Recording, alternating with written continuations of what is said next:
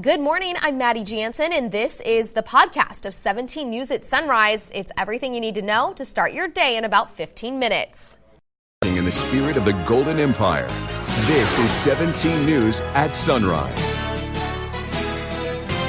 Good morning. It's official. Former Vice President Joe Biden is in the running. What he's saying this morning about the importance of this election and what it means for other Democrats already in the crowded field.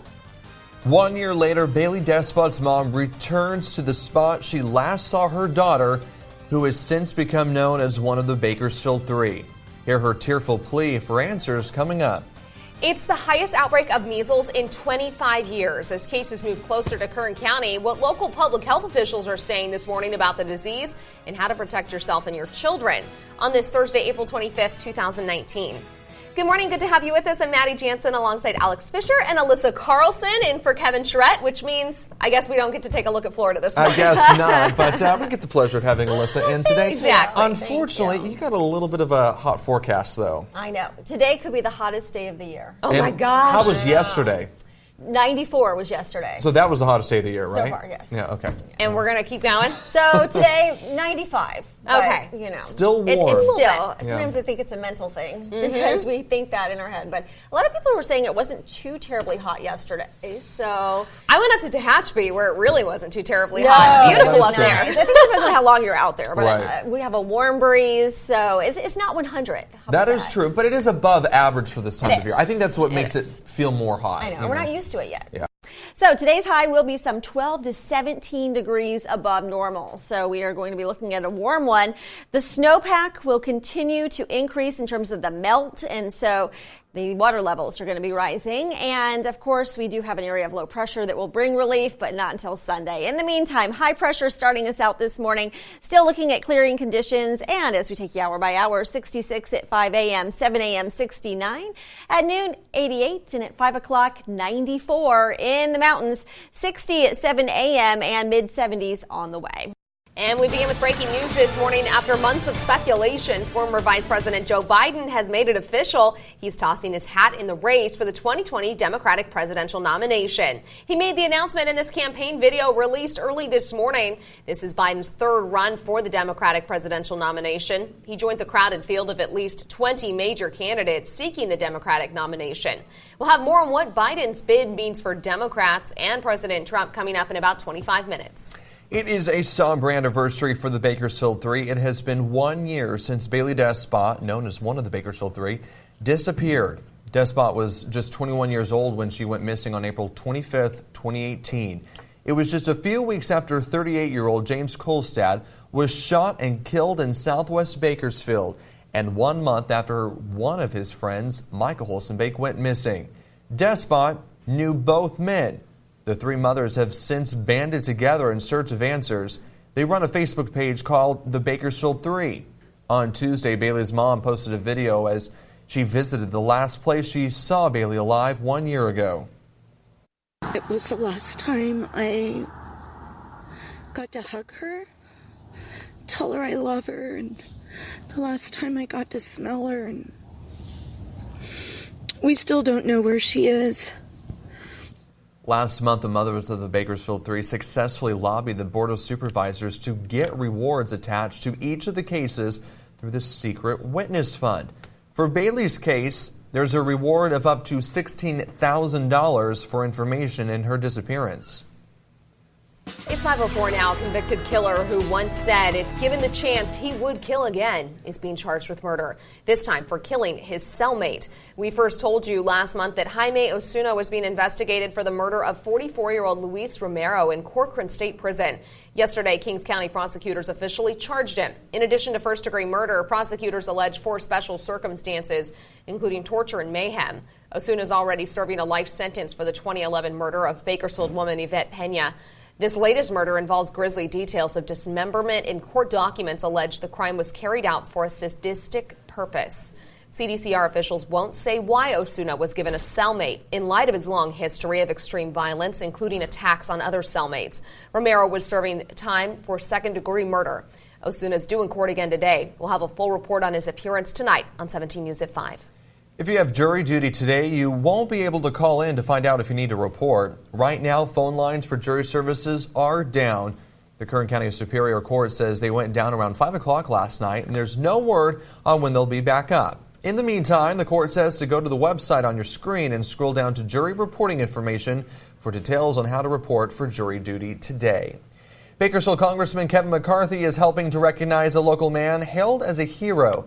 McCarthy presented Blaine Hodge with the 2019 Citizens Honor Award at the Congressional Medal Honor Society. He received the award last month for likely saving the life of a Bakersfield woman. You may remember in September, Hodge stopped a man who was attacking a woman with a machete at a Starbucks in southwest Bakersfield. Hodge was hurt during the confrontation. He needed 200 stitches to his arms and is still undergoing treatment. And he's since made a near full recovery. In addition to presenting him with the award, McCarthy also directed flags be flown over the U.S. Capitol in Hodge's honor. Bakersfield police are investigating a motorcycle crash that sent 2 people to the hospital. The accident happened just after 6:30 last night on Berkshire Road near Hayden Hill Street in South Bakersfield. Witnesses say the motorcycle had the right-of-way and was headed west on Berkshire. That's when a car turned in front of the bike. The motorcyclist reportedly suffered moderate injuries. His female passenger, major injuries. No word on how they're doing this morning. Tonight's the last night for this week's round of nighttime ramp closures on the 58. It's part of ongoing work for the Thomas Roads Improvement Program. Tripp says crews will be working from 9 tonight to 5 tomorrow morning. Ramps will be closed at the Chester Avenue, 8th Street, Union Avenue, and Cottonwood Road interchanges. But Tripp says not all of those ramps will be closed at once. Welcome back. It is 5:17, and in your Health Watch, new numbers out on valley fever cases in Kern County have medical experts very concerned. Nearly 3,000 cases of valley fever were reported in Kern County last year. That is up 7% from the year before. Valley fever is caused by breathing in spores, a type of fungus found in the soil here in the Central Valley. Those spores can drift in the wind for miles. That's why experts say it is crucial to stay indoors on windy days. While the majority of people who breathe in the spores have little to no symptoms, 40% of people will get symptoms similar to that of the flu, but more severe. One man diagnosed with the disease in 2012 hopes the increased numbers will bring about heightened awareness. I have a really bad case of valley fever. I got it as meningitis. I'm going to be on medication for the rest of my life. And unfortunately, we're continuing to see this trend in increased numbers. Hopefully people will hear about this, and if people are going to get sick and continue to get sick at higher numbers, we want them to seek and receive medical attention as quickly as possible. In response to the new numbers, Congressman Kevin McCarthy released this statement, which reads, "I remain committed to bringing awareness to valley fever through our Congressional Valley Fever Task Force. We must continue working to mitigate this terrible disease from our communities." Measles cases nationwide are at their highest in 25 years. The highly contagious disease is spread through a cough or a sneeze. It shows itself as a fever and whole body rash. Public Health says while there are not any confirmed cases in Kern County, there have been nearly 30 confirmed cases in California, including in Los Angeles and Sacramento counties. 17's Karen Hua reports. It's the worst year for measles in a quarter century. Are you worried about it coming to Kern County? I am. It's very scary. The biggest thing to worry about with measles is that people are infectious up to 4 days before they ever start showing symptoms. So before you know that you're sick, you're already passing it to other people. Here are the facts and figures. So far this year, there have been 626 confirmed cases in 22 states at the CDC's last reporting. That's the most since 2014, when there were 667 cases in the entire year. People who have been vaccinated are presumed to have immunity and can't get the disease. The vaccine is required for all kids who attend California public schools. But the CDC believes people turning against vaccines could have caused the recent measles outbreak. If you enter a room where a person who's infectious with measles has been in, you can become infected up to 2 hours after that person has left. So you never have to come face to face with that person. They don't have to cough on you. While measles is not life-threatening for most, for every 1,000 children with measles, 1 or 2 die from it, according to the CDC. But when we asked people on Facebook, the majority of commenters said they were not worried at all. Just vaccinate your children, be more worried about it, stop saying you don't care, because once it happens, then you're going to be like, oh, my child, just worry about it. The CDC says the number of measles cases will likely continue to rise. Karen Hua, 17 News.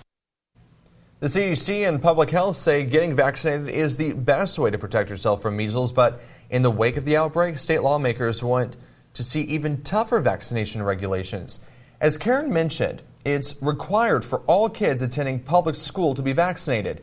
The only exception is for those who receive medical exemption from a doctor. But lawmakers say some schools have medical exemption rates as high as 50%, making kids on those campuses extremely vulnerable to measles and other dangerous diseases. So they want to clamp down on exemptions. The proposed bill would force doctors to submit a request for a patient's medical exemption to the State Department of Public Health. Then health officials, not doctors, would decide whether to grant that exemption. But the bill has some fierce opponents. One father says his son lost the ability to move his legs after he received a round of vaccinations as a baby. Since then, doctors diagnosed his son with a catastrophic vaccine-induced injury. There are a very select amount of specialists throughout the state of California that understand the susceptibilities of vaccine injury, and they provide needed medical exemptions. And those are the ones that are going to be prevented from doing what they do best, which is keep our kids safe. The bill would require public health officials to keep a database of approved medical exemptions, and that information would be available to local public health departments. Fisher-Price, its parent company Mattel, are headed to court. The companies face class action lawsuits over the recalled Rock-and-Play sleepers and infant deaths tied to the product. Earlier this month, Fisher-Price and the Consumer Product Safety Commission put out a warning about the sleepers after 10 babies died. 2 weeks ago, the company recalled 4.7 million of the sleepers. The Consumer Reports probe tied the sleepers to upwards of 30 infant deaths since 2009. People living in Ridgecrest have an opportunity to get a jump on the job hunt today. The Kern County Department of Human Services is hosting Job Fest from 10 a.m. to 1 p.m. at the Kerr-McGee Center on California Avenue. Job seekers are encouraged to dress for success and bring at least 50 copies of their resume. Summer's right around the corner, and many people say now's the best time to make travel plans. But a new report shows millions of people will ditch a summer vacation because they can't afford it. Experts say a trip this summer doesn't have to be out of reach. In today's Consumer Watch, money reporter Mary Maloney explains 3 things you can do to save big bucks. Ditching summer travel? You're not alone. A new report shows 39 million adults won't be taking a summer vacation this year because they can't afford it. According to a survey from Bankrate, the average expense is $1,979. But don't let that keep you home. Travel experts say a little planning can keep costs low without skimping out on the fun. Saving bucks on your vacation and having a good vacation experience really comes down to being prepared and doing a bit of research. The biggest expense is usually airfare, so experts say follow these 3 steps to save big. First, be flexible when it comes to when and where you could go. Next, consider traveling in the off-season. Or better yet, experts recommend you book travel in the shoulder season, which is between peak and off-season. You might compromise a little bit on weather, but you can save on your accommodations and experiences.